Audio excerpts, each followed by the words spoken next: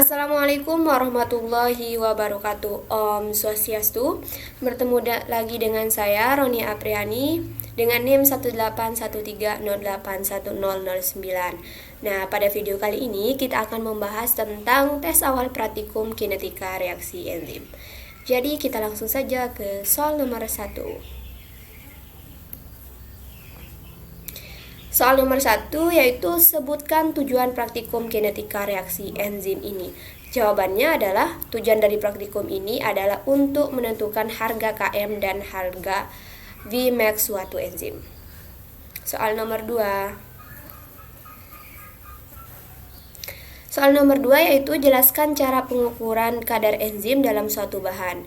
Jawabannya, pengukuran kadar enzim dalam suatu bahan dapat dilakukan dengan dua cara. Nah, cara yang pertama yaitu dibandingkan dengan enzim murni. Biasanya cara ini dilakukan dengan membandingkan enzim yang ingin diukur kadarnya dengan enzim murni yang sudah diketahui kadarnya. Kadar enzim dinyatakan dengan satuan μg.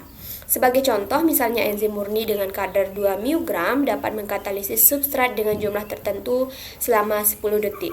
Jika memakai enzim yang ingin diukur kadarnya membutuhkan waktu 20 detik, maka kadar enzim yang bersangkutan adalah 1 μg dan pengukuran dengan cara ini jelas membutuhkan tersedianya enzim murni. Kemudian yang kedua adalah mengukur kecepatan reaksi yang dikatalisisnya. Satuan enzim dinyatakan dalam unit. Kadar enzim diukur berdasarkan jumlah substrat yang bereaksi atau produk yang terbentuk per satuan waktu.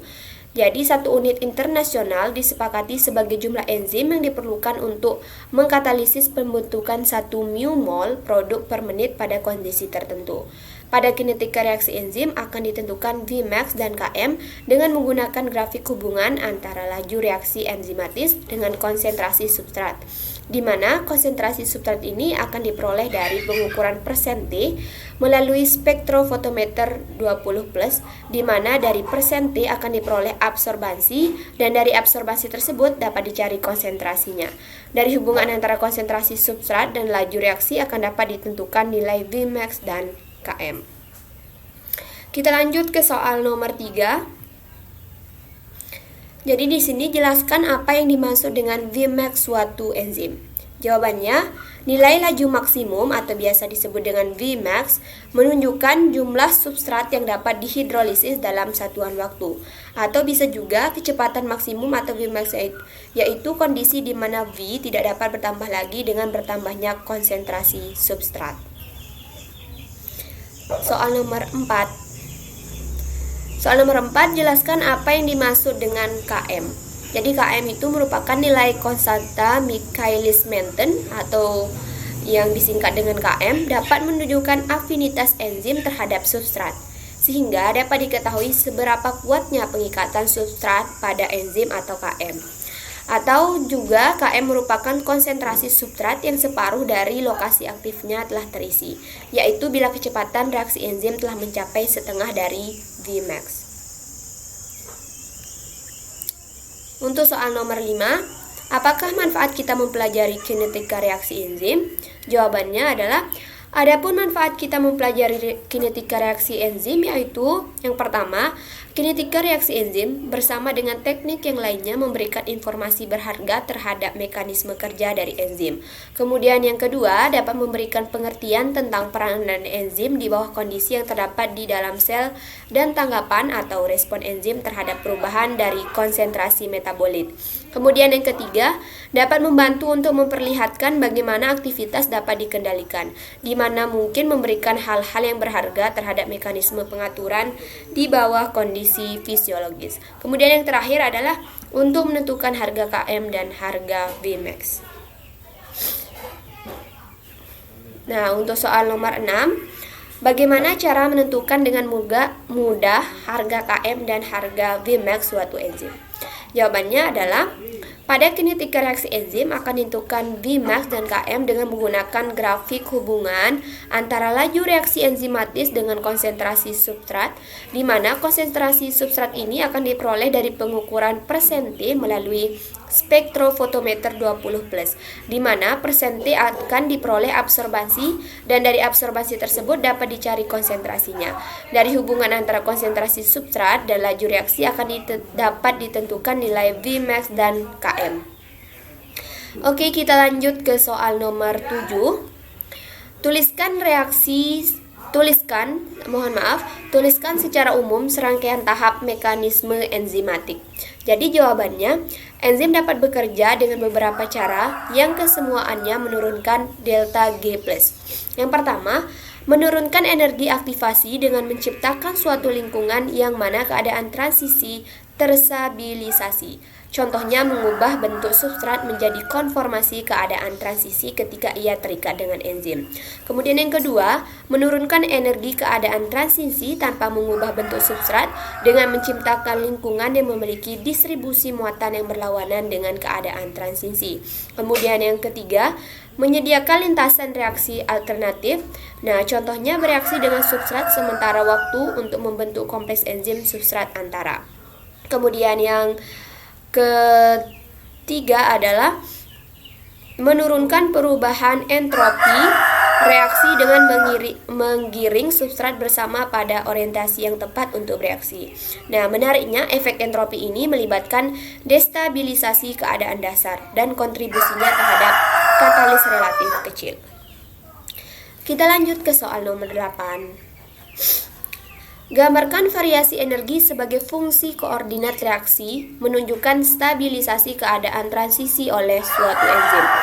Jadi jawabannya adalah gambar kurva di bawah ini merupakan variasi energi sebagai fungsi koordinat reaksi menunjukkan stabilisasi keadaan transisi oleh suatu enzim.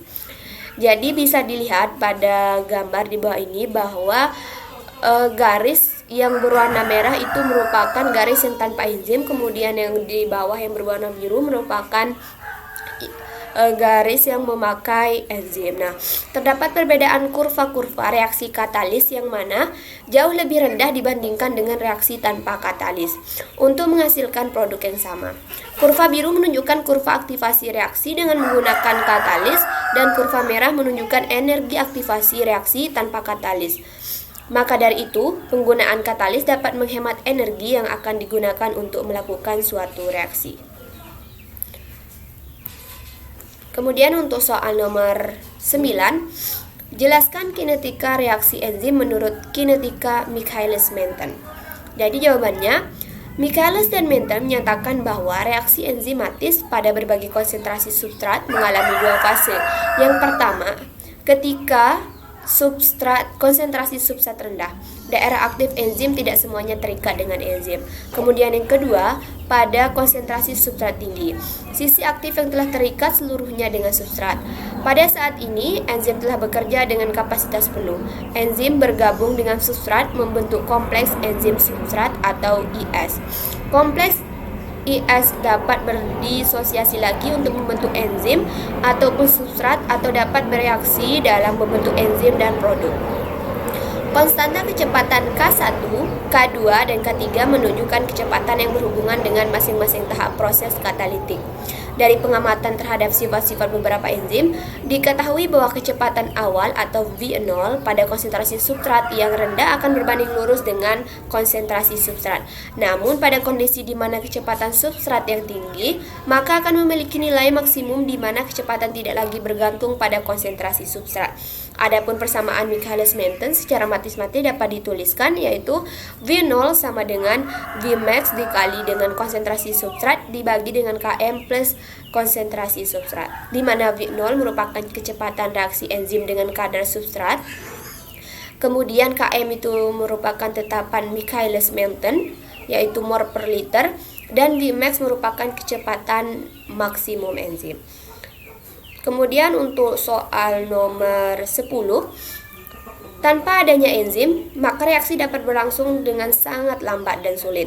Namun dengan adanya enzim, maka kecepatan reaksi dapat ditingkatkan sampai 10 pangkat 7 kali lipat, di mana reaksi yang dikatalisis oleh enzim dapat berlangsung pada kondisi yang basah, yaitu suhu di bawah 100 derajat Celcius dengan tekanan atmosfer dan pH yang netral. Jelaskan mengapa ini bisa terjadi. Jadi jawabannya, hal ini dapat terjadi karena enzim merupakan suatu protein yang mampu mengkatalisis reaksi biologi atau aktivitas biokatalitik. Enzim dapat meningkatkan laju reaksi karena dengan adanya enzim maka reaksi yang terjadi akan memiliki energi aktivasi lebih rendah daripada reaksi biasanya. Enzim membantu reaksi dalam menyediakan jalur reaksi yang memiliki energi aktivasi lebih rendah untuk transisi substrat menjadi produk dibandingkan dengan proses tanpa katalis, sehingga enzim sering disebut dengan sebagai katalisator. Enzim sebagai katalisator juga mempunyai sifat-sifat seperti katalis pada umumnya, yaitu ikut bereaksi tetapi pada akhir reaksi akan didapatkan kembali dalam bentuk semula. Enzim dapat bekerja dengan baik apabila berada dalam keadaan suhu optimal agar tidak menyebabkan terjadinya denaturasi dan pH netral, karena enzim dapat berbentuk ion positif, ion negatif atau ion ganda atau Zwitter ion. Dengan demikian, perubahan pH lingkungan akan berpengaruh terhadap efektivitas bagian aktif enzim dalam membentuk kompleks enzim substrat. Selain itu, pengaruh pH rendah atau tinggi dapat pula menyebabkan terjadinya kerusakan enzim yang berakibat menurunnya aktivitas enzim. Oke, kita lanjut ke soal nomor 11. Berikut adalah postulat reaksi kesetimbangan di mana enzim atau E, substrat atau S, dan produk atau P. Jelaskan maknanya. Jawabannya adalah model ini melibatkan enzim E berikatan pada substrat S untuk membentuk suatu kompleks ES yang kemudian melepaskan produk P, membentuk kembali enzim seperti semula. Hal ini dapat digambarkan secara skematis seperti pada gambar di atas, di mana KF atau laju arah maju, KR laju balik, dan KC merupakan laju katalitik menyatakan konstanta laju. Panah ganda antara substrat dan ES atau kompleks enzim substrat mewakili fakta bahwa pengikatan enzim substrat merupakan proses reversible atau bolak-balik, dan panah tunggal maju mewakili pembentukan P atau produk. Reaksi berlangsung melalui pembentukan kompleks enzim substrat atau IS. Kompleks IS dapat berdisosiasi lagi untuk membentuk enzim ataupun substrat atau membentuk enzim dan produk. Konstanta kecepatan K1, K2, dan K3 menunjukkan kecepatan yang berhubungan dengan masing-masing tahap proses katalitik. Kita lanjut ke soal nomor 12. Jelaskan dan gambarkan hubungan konsentrasi substrat dan B0. Jawabannya, kecepatan awal atau B0 pada konsentrasi substrat yang rendah akan berbanding lurus dengan konsentrasi substrat. Namun, pada kondisi di mana kecepatan substrat yang tinggi, maka akan memiliki nilai yang maksimum di mana kecepatan tidak lagi bergantung pada konsentrasi substrat. Bila semua enzim berada dalam keadaan IS atau enzim dijenuhkan oleh substrat, atau dengan kata lain semua sisi aktif enzim sudah mengikat substrat, maka laju reaksi akan mencapai nilai yang maksimum atau Vmax. Kecepatan disosiasi produk dari enzim dan penambahan substrat lebih lanjut tidak akan mempengaruhi V0. Adapun plot V0 terhadap konsentrasi substrat akan berbentuk hiperbolik yang dapat dilihat dari kurva di samping. Jadi kurva ini merupakan kurva hubungan antara konsentrasi substrat dan V0 plot langsung. Soal nomor 13, apa yang terjadi pada langkah percobaan berikut? Inkubasi 5 ml larutan kasein 1% dalam tabung reaksi selama 5 menit pada 35 derajat Celcius. Kemudian tambahkan larutan buffer fosfat dan larutan tripsin sambil diaduk perlahan-lahan. Jawabannya adalah perubahan pada langkah percobaan tersebut adalah terjadi perubahan warna yang mana dari larutan yang awalnya berwarna putih berubah menjadi warna kuning. Untuk soal nomor 14, inkubasi selama 20 menit pada penanas air dengan suhu 35 derajat Celcius. Dihitung mulai enzim ditambahkan. Lalu reaksi dihentikan dengan penambahan 3 ml larutan TCA 20% yang disertai dengan pengadukan yang kuat. Jelaskan fungsi TCA dan mengapa diperlukan pengadukan kuat. Jadi jawabannya, penambahan larutan TCA berfungsi untuk menghentikan aktivitas enzim, mengingat larutan TCA yang bersifat asam, sehingga pada penambahan TCA mampu menyebabkan denaturasi protein baik pada tripsin maupun denaturasi protein dalam kasein. Terjadinya denaturasi inilah yang menyebabkan terbentuknya endapan, sehingga dapat dianalisis pengaruh konsentrasi substrat terhadap laju reaksi enzimatis. Selain menyebabkan terjadinya denaturasi protein, penambahan TCA juga menyebabkan pH larutan menjadi menurun atau asam, sehingga kompleks enzim substrat yang terbentuk menjadi tidak stabil, dan aktivitas enzim dalam mengkatalisis reaksi hidrolisis protein dalam kasein menjadi terhenti. Akibatnya terjadinya penurunan pH. Hal ini mengingat enzim tripsin bekerja secara optimal pada pH 8, sedangkan pengadukan yang kuat berfungsi agar larutan tercampur sempurna. Dan soal terakhir yaitu suatu penelitian tentang enzim diperoleh data sebagai berikut. Jadi datanya dapat dilihat di tabel. Dan pertanyaannya tentukan nilai Vmax dan Km lewat grafik.